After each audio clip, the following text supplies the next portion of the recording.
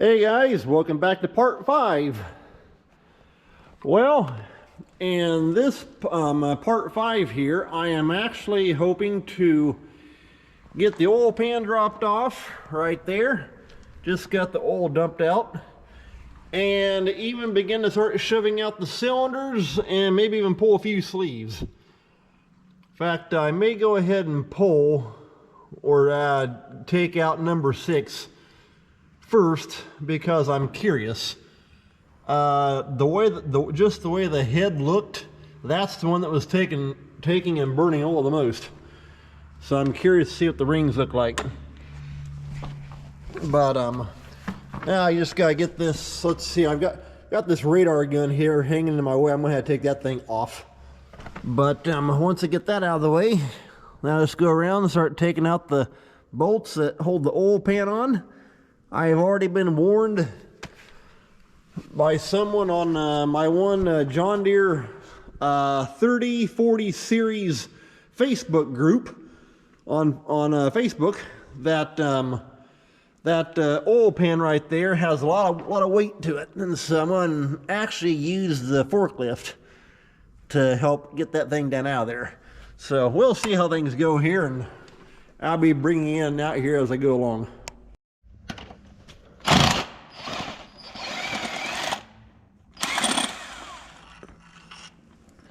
Okay, working on getting these oil pan bolts out. It's got long ones right back here at the very back of it, and then it's got ones that go back into the bell housing right here. Hopefully you can see halfway decent. There we are.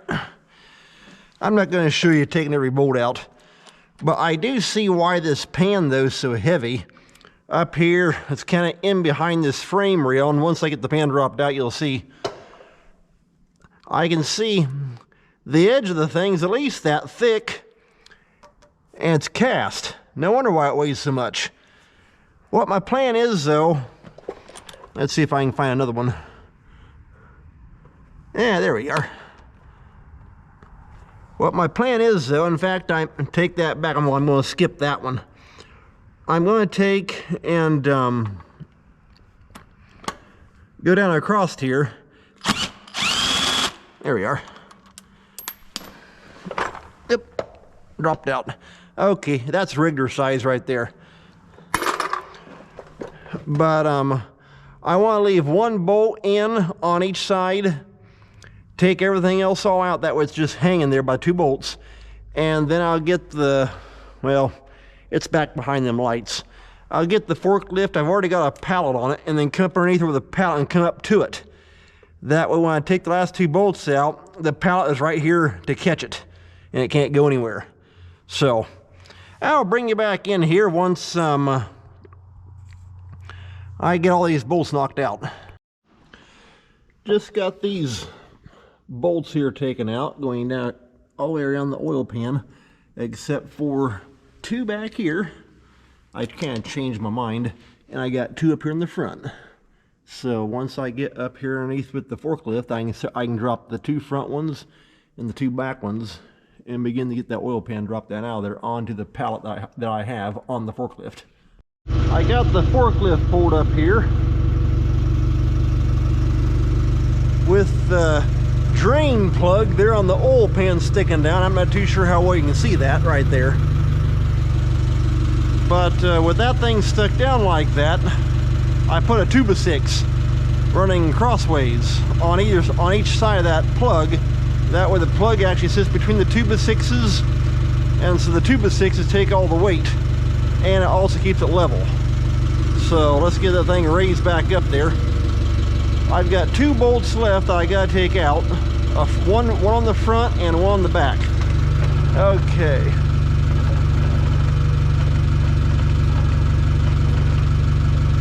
There we're touching.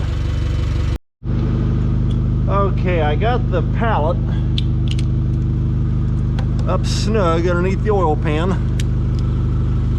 I've got 1 bolt. It's actually a 1/2-inch bolt right up and through here.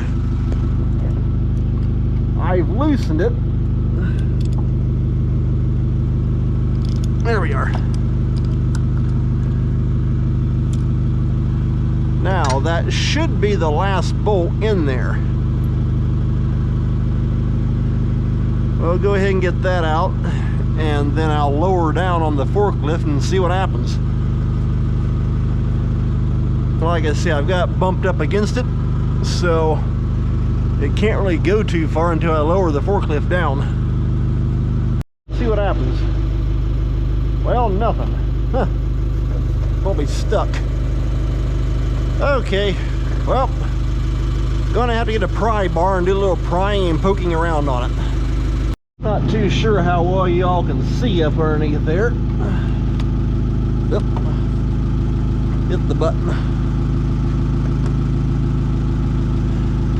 I'm guessing it's the old gaskets that's making it stick. Trying to find something to pry on.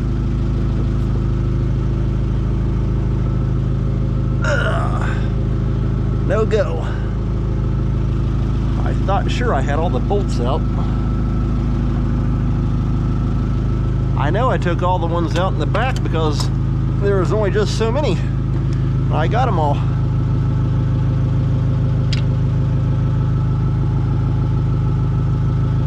I'm guessing it's the old gasket that's causing it to stick in there. I talked to somebody I know who's he's a mechanic, and I asked him about getting this thing off. He told me if possible, which that's easier said than done, it's going to be the old gasket, which is what I figured, holding it up. And he said if you can, try and get in there, let's see, up and through there somehow with a razor blade to begin to cut the old gasket out. Problem is though, let's get back over that way, there's no room to do that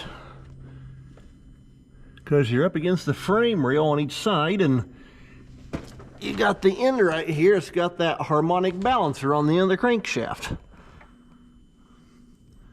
So I'll keep fooling around with it here and see what all I can come up with and keep you updated.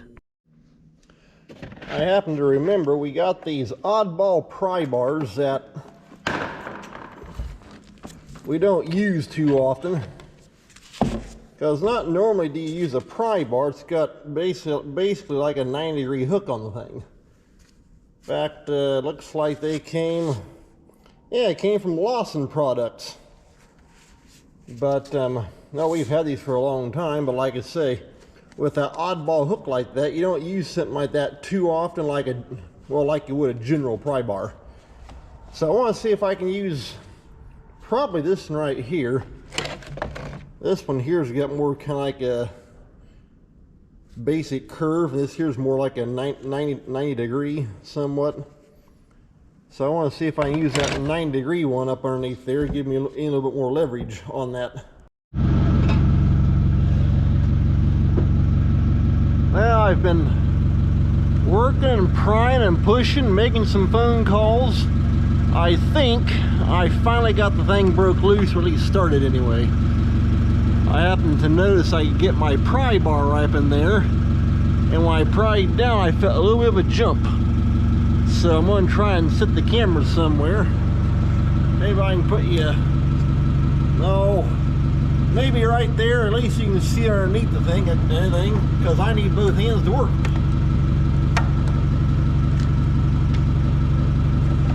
I can keep my light from turning off and on.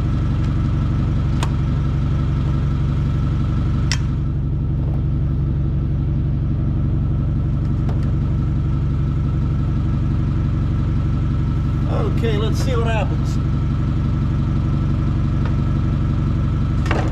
There we go. It dropped. I think y'all saw that.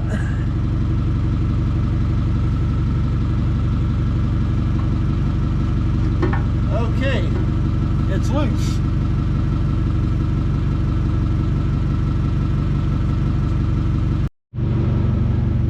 There we are on the front. We are on the pallet. I may take the pry bar. Well, okay, that's got it. I think I can simply lower it down with the forklift. And we'll see what happens here. Okay, there it is coming down. Yeah, there we go. That's more like it.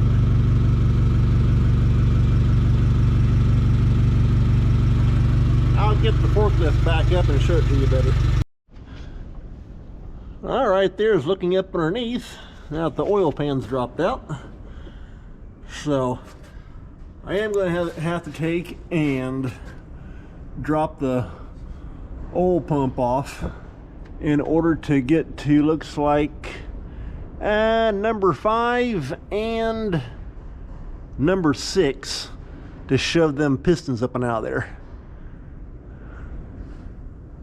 So we'll see what they look like. But other than that though, not too bad I don't think. I got my IT manual ordered, it just hasn't gotten in yet. But once I get that in, the main thing I need for it though is for torque settings. That way I know how to put everything, how much to torque everything back down to. But other than that, we look pretty good.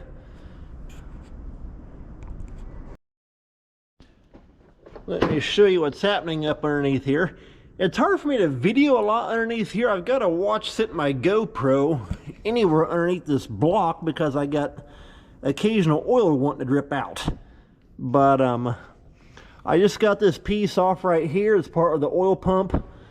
Now I'm getting ready to take the oil pump itself off right here along with the sump. And that'll let me access the rod caps to cylinder number 5 and 6.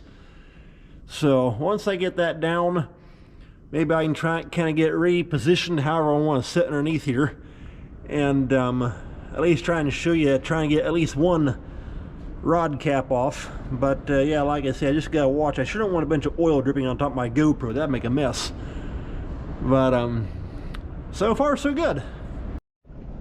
I'm on the last bolt here, so I figure, well, I'll put you on top of my head. That way it's not clear up underneath getting oil dripped on my GoPro. I've got one more bolt here that's holding the oil pump on. I figure, well, why don't I bring you along to show it to you.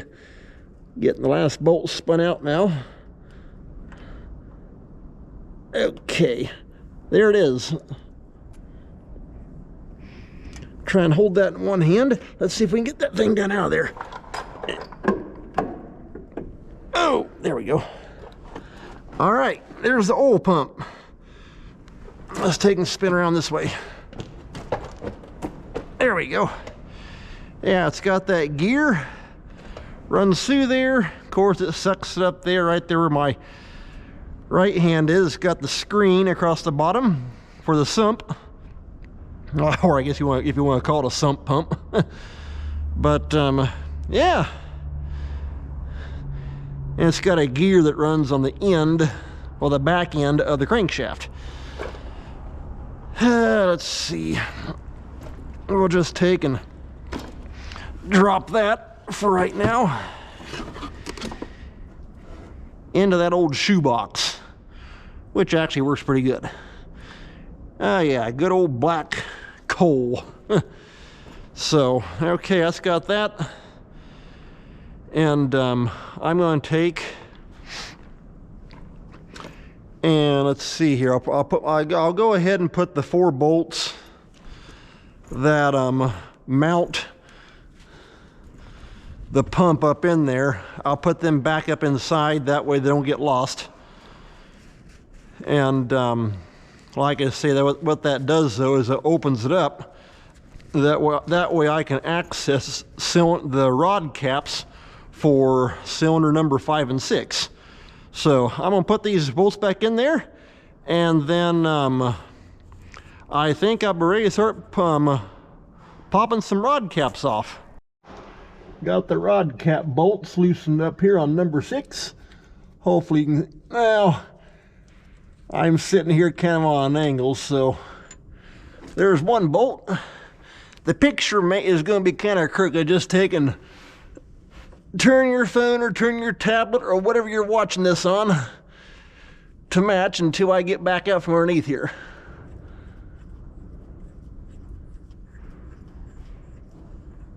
And there's the other bolt.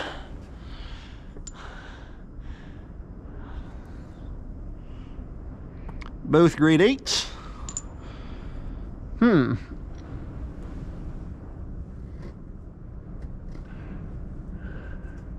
Probably had to get some kind of take and knock that cap loose. In fact, actually, I'm going to grab me a chunk of cardboard and put down underneath here. That way, if anything should fall, it doesn't drop right down the dirt. Put me down a piece of cardboard right there. I never thought. I went ahead and put one cap bolt back in.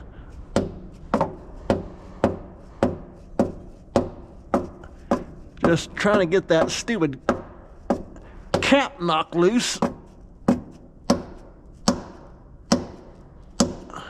Huh. Well, I thought would jar loose by now. But I put that bolt in there, that way the cap can't come falling out of there. There we go.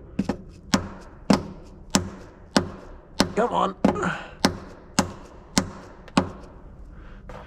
Well, we opened up a gap on that side, so should be able to begin to work it down out of there now.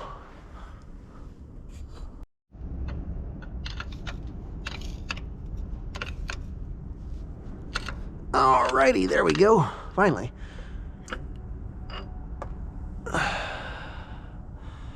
There's the cap.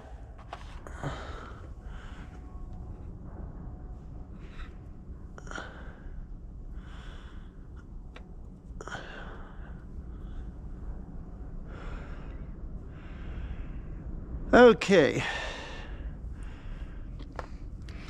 Now I forgot to grab a rag.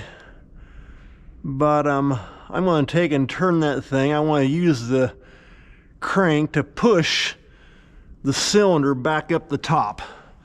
That way it's up and out of my way. Let's take a look here and see what we got.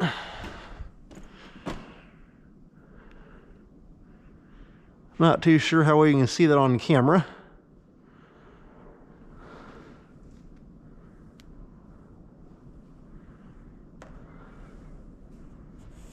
Don't look too bad. Okay, got over here behind the golf cart. Thankfully, these rod caps are directional, and so this is the right side, this the left side as it goes up in there, because it's got these grooves cut into it, so it can only go in one way. I had a guy tell me one time, always make sure you get them put in the right, back in the right same direction you took them out. He said that, I'm trying to remember, I think he said he knew somebody that evidently they were not directional, and when they went to put the caps back in, they got them flipped around reversed, went right out and blew the motor. So, sure don't want that. Okay, now that I got it cleaned up halfway decent, I still see silver, which is a whole lot better than seeing that bronze goldish look. The guy I took the head to told me that as long as you still see that silverish look to him, that's what you want. And so far, looks good though, which is a good thing.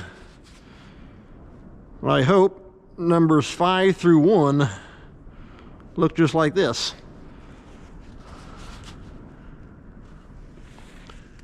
So I'm going to put this down and start spinning the crank up to shove that cylinder up out of the way. And we'll see what happens. Not too bad though for 8,500 hours. But we'll take and spin that bearing out of there, and because the way he talked, he needs some numbers off the back of it to get a Reliant kit for this thing. So should be good to go. Okay, I want to stick this pry bar into that flywheel. Just begin to rotate that around. And I don't know if you can see it on, yeah, you can't see it on camera probably too well. But number 6 here is begin to push up, which is what I want. And what I want to do is just push all the way around. I'm hoping that it will shove it clear up the top and then pull away from the rod. And then the crank come back down and the piston stay up toward the top of the sleeve.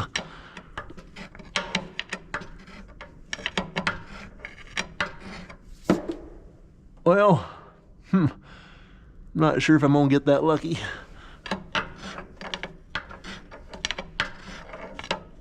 Well, hey, perfect. Okay, right there's the crank, and the rod is off of it. Let's jump up top here and take a look.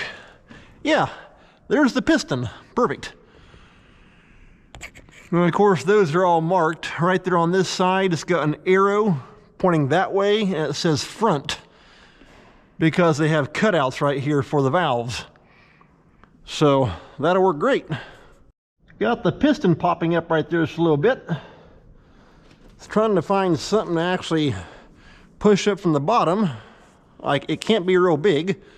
I didn't want to use a long pry bar and go and smack into it like that. I mean, I'm going to be replacing the old rod bearing, but I don't like the idea of smacking with a hunk of metal.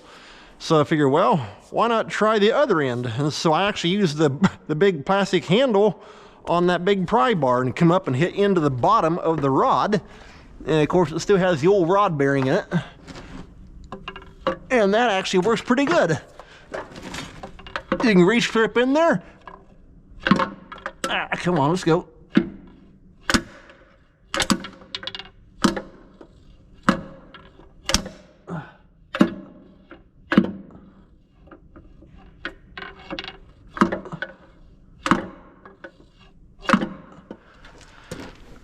Yeah, like I said, it works pretty good. Okay, yeah, we're slowly coming. If I can get a decent hit into it, I may actually grab my big 8-pound sledgehammer and actually put that up against it and smack up on the bottom. But yeah, that big plastic handle doesn't let me damage anything. It's working a lot better.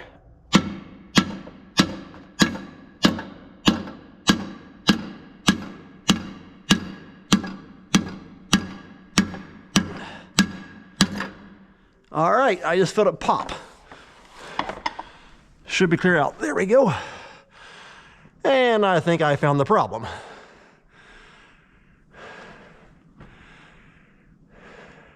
Ooh, broken rings. Not good. Grab my light so I can see a little bit better. Aha, there we go.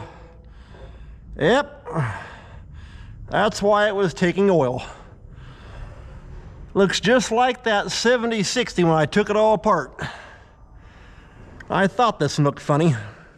As soon as I took the head off, I could see it. Yeah, top ring's busted out. Of course, you got your wiper ring right there. Second ring. Not exactly all that great. So, well, that's the problem. I'm curious about the other 5, but that's why I jumped back here on number 6. When I took that head off, I showed it to you, how it was all dark and kind of oily underneath. That's exactly what that 7060 looked like. There we go. Put my light down so I can get the piston out. Yep. Oh, it's got hydraulic oil sitting on top of it because those lines up top been leaking a little bit. Let's just take this guy right over here.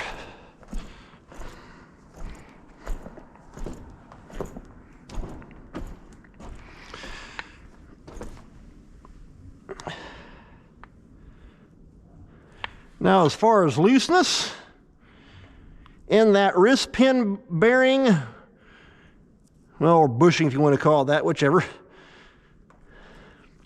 That's that guy told me to check that I took the head to. Now, I mean, you get a little bit of movement back and forth like that, but as far as any kind of wear in the thing, like tipping back and forth this way, well, aside from simply sliding back and forth, I can't turn it or wiggle it or anything. Alrighty, there's the old bearing. Let's go give that thing a wipe down. So far, though, don't look too awful bad inside. But that's why the tractor is burning 2 quarts of oil per day.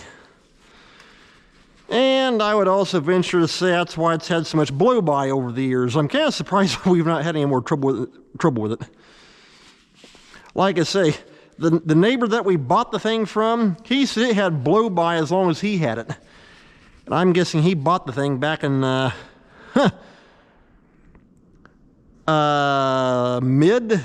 80s, I think. Have to ask him again. So, and also the guy that's doing the head work told me he would need a number off the back of this thing. And right there's a number. So I can get that to him as well. However, I'm not going to call him until I get the other 5 popped out. Alright, well, I want to get the other 5 of these pistons here pushed up and out of here. And yes, I know that one's a little oily also. It's coming from that block, just like number 6 had a little bit of oil coming out of them hoses up there. And so that's not going to hurt anything. But I'm not going to video every one. But I'll show you what each one looks like once I get them up and out of here. And pull a sleeve or 2 out, that way you can see that as well. And that should work. So I'm going to get busy here. I actually want to take and put number 6 at the rod cap. I want to put that back on. That way everything's together and nothing can get lost. And then I'll go to work here getting number 5 piston popped out. And maybe I'll take and set the camera up here on top of the block, that way you can see the piston pop out of the top of the sleeve. Before I get the cap put back on number 6 here, I'll show you. You can see it's got quite a bit of side wear. I don't know if I showed that to you yet or not. Over there, on that side, and on that side, you can get the light just right. You can see quite a bit of side wear. So, like I say, the bearings themselves, they look good for 8,500 hours. But, yep, definitely time for some help. So, this should help him get going and run a lot better without a lot of blow-by once I get all the new parts put back into it. Right there's the rod cap for number 5. Get some halfway decent light. Bearing don't look bad at all, especially for 8,500 hours and all original. So, okay, I'm gonna get ready to pop number 5 out of the top here. Maybe I'll sit you up on top, that way you can see the cylinder pop out of the top of the sleeve. All right, I'm gonna get underneath the motor here and take my plastic pry bar and pop number 5 out. So you guys sit right there and watch it. Let me know in the comments if you see anything.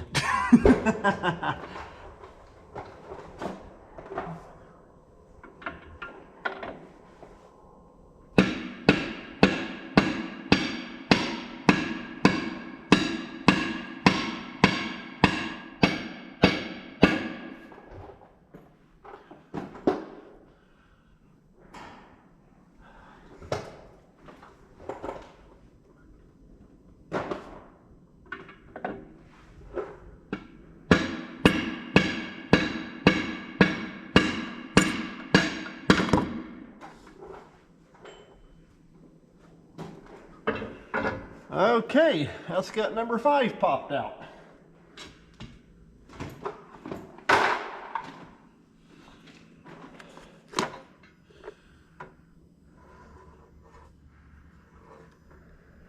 Well, now the rings on that one don't look too awful bad.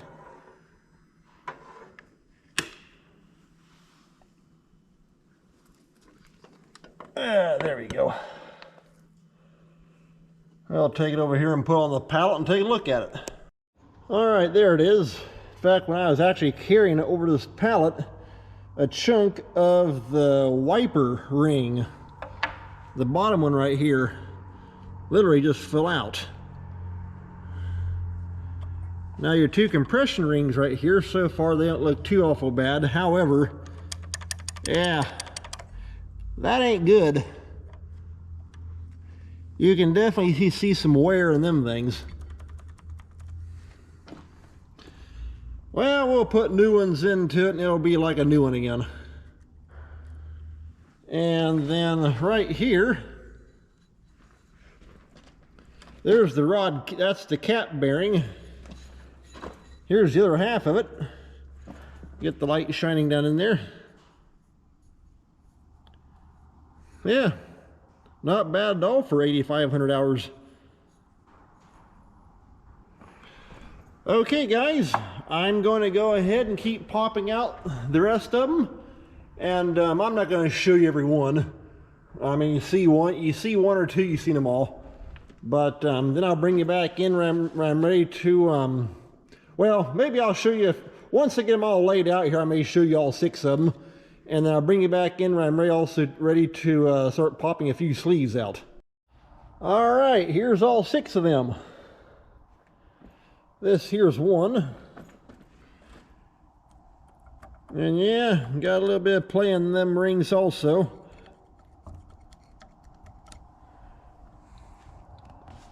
Seemed like a few are worse than others. Right here's 2. Got play in that one. Right here's number 3. Definitely got play in them. So they just kind of vary. Seems like 1 and 2 aren't quite as bad as the rest of them. 3, 4, 5, and 6 seem to be the worst. But yeah, it's got all 6 pistons knocked out of there. And all the rod bearings, surprisingly, look good. Right there's one, for example. Yeah, it's got a little bit of oiliness on the thing, but yeah, there we go. There's 2. And so, yeah, not bad. Like I say, for 8,500 hours, they look pretty good. So, got the sleeve puller here. I actually borrowed this here from a neighbor. When I did the engine on the Alice Chalmers 7060 last year, I borrowed this. And he actually made this. And it works pretty good, actually. If I can get that thing popped apart right there, I'll show it to you here in a little bit. But instead of trying to come up from the bottom and then have to run your draw bolt up through and all that, this one here, you can just drop it down from the top, hook in, pull up. So I'll show you how it works here in a little bit. All right, got the sleeve puller. This piece right here is what you sit across to pull from, and then of course your draw bolt comes up through that hole in the middle. So let me take and set you back down there. Hopefully you can see halfway decent. Like I say, my neighbor made this. Have different lengths. I don't need that one. It's too big. So I can use this one right here. And the way he cut it, it's got you can see it's got that notch in it, and so you can take and just drop it down in there. It'll tip, drop down, kick back out, then hook on the bottom of the sleeve. So pretty slick trick. I'm going to take and put this back over on the draw bolt. There we go. Now let's just start here on number 1. You're going to take, tip him over just like that, drop it down. Now if I can get everything set just right.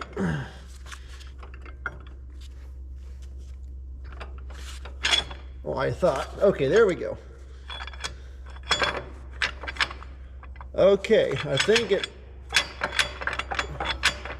I think it hooked into the sleeve.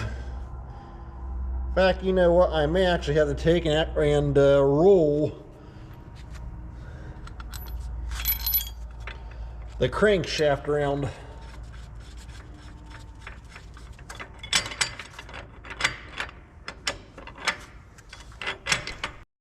Okay, I rolled the crank around, and when I had that down in there, that bottom pull tab, it made it too thick, and I couldn't get this here to actually want to hook under the end of the sleeve. So let's see if we can try this again. I'm going to tip up, drop it down, and we'll see what that does. Maybe, or I thought, huh.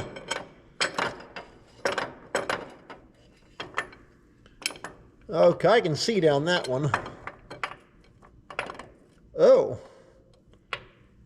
Well, I thought, okay, you just got to have it sitting just right to get the hook underneath it. Well, let's just go on to then and see what happens. Put the horseshoe down. Now I got to find that little nut and lock washer. Let me take and turn it that way you can see better. Okay, and of course right there's the lip of the sleeve. Come on.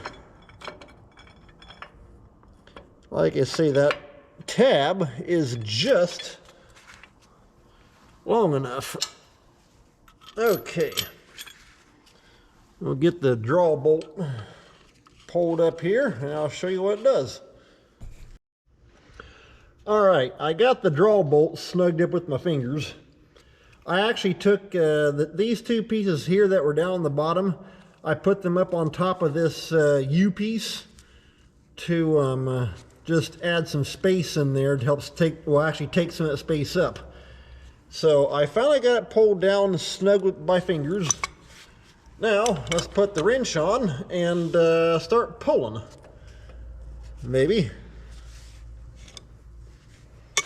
Maybe not.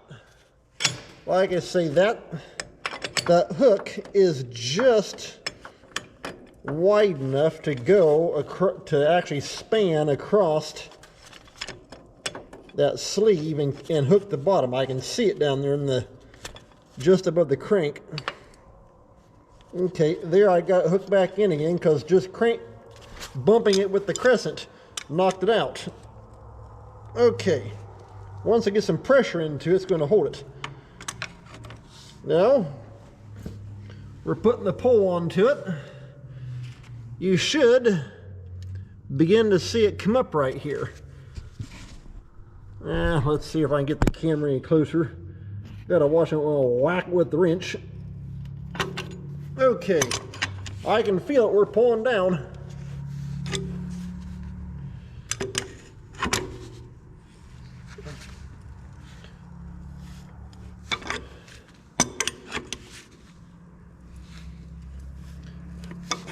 I can see it begin to come up right here.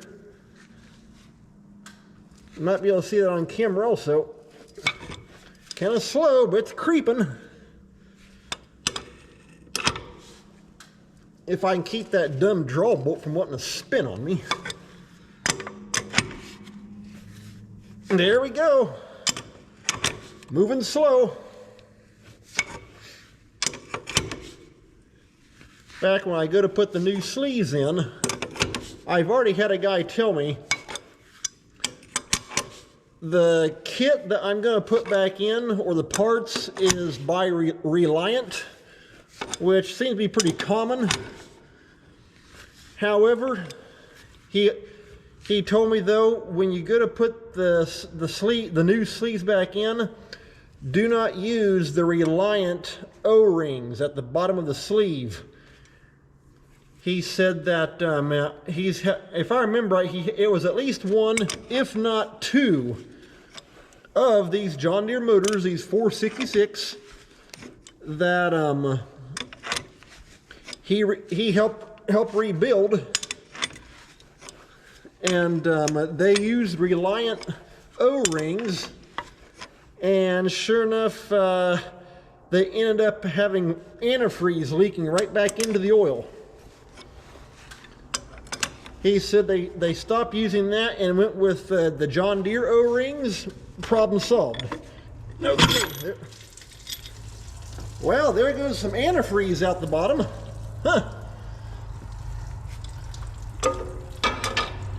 There's always going to be a little bit in there even though I drained the block. Okay.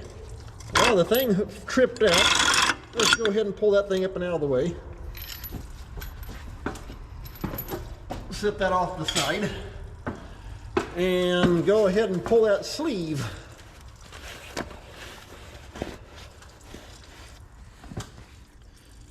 There we go.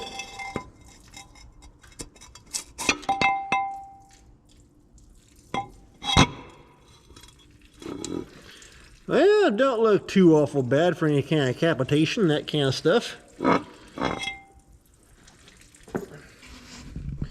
Get you picked up here. There's looking down inside the block. In fact, you can see that little copper thing stuck up. That's the block heater right there.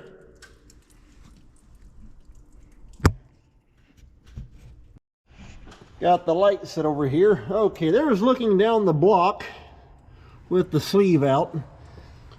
I set that sleeve over on the forklift pallet. Okay. Yeah, this is a little bit different than the Alice Chalmers. I see the O-rings actually go down into the block itself. On the Alice Chalmers, the O-rings were actually, they went into grooves around the base of the sleeve. Then you put it in. And so, each one's different. But don't look too awful bad down in there. And like I say, the sleeves themselves don't look too bad as far as on the outside. Okay, there it is. But yeah, like I say though, when he told me that regarding the O-rings here at the bottom, so I'll get them from John Deere. He said the John Deere ones though are just a fraction bigger diameter as far as the O-ring itself. And I sure don't want to put it all back together and then end up leaking. Then you're right back pulling it all back apart again. So I'll get all the O-rings from Deere, and then everything else will come from Reliant. So, yeah, not too bad. Well, I may show you one more, but like I say, you see one, you've seen them all. All right, guys, I figure, well, I'll show you one more sleeve being popped out of here.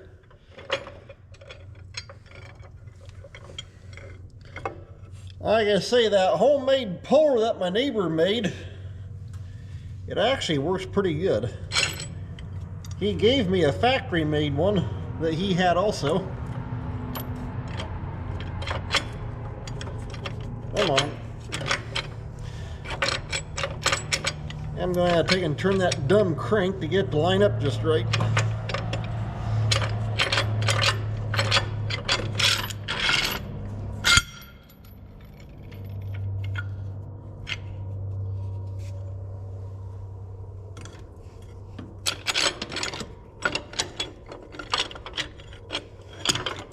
Come on. You can get that thing tipped just right, it'll fall right down in there.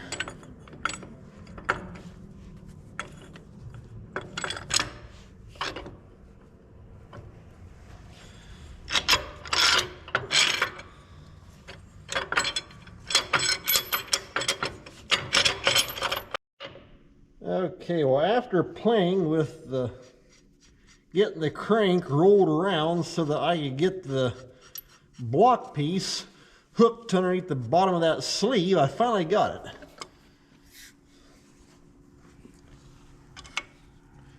Yeah, like I say, this homemade sleeve puller, or I guess you'd call it a custom-made sleeve puller, works a whole lot better than the factory one my neighbor let me have also.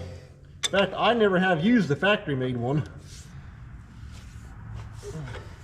Okay, that sleeve is moving. You can probably kind of see it coming up right there.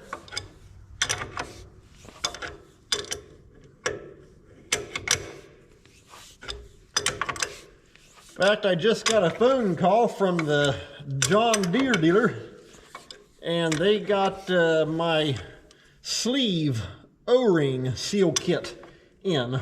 Well, 6 kits. Because like I say, after what that mechanic told me about having trouble with some of the Reliant seal kits or sleeve seal kits, I don't want that to happen to this thing here. So I'm gonna put, just like he did on the 466s that he worked on, I'm gonna do the same thing on this one right here. We'll put the John Deere kit into it and hopefully be good to go.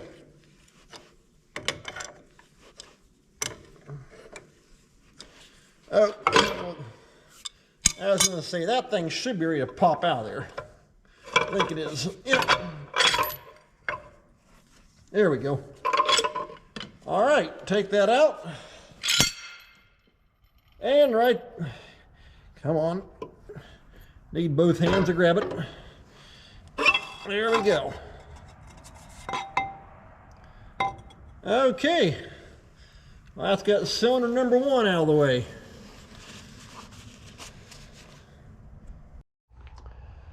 Well, right there's the pallet with got my two of the 6 sleeves on. Of course, I've already showed you the 6 pistons. So, all right, guys, I'm going to call this an end to part 5. So basically, what I'm down to now is finish pulling out the last of the sleeves, and then I'm going to be waiting on parts and that kind of stuff. But I'm going to call this into part 5. Take care. Thanks a lot for watching. We'll see you back here for part 6.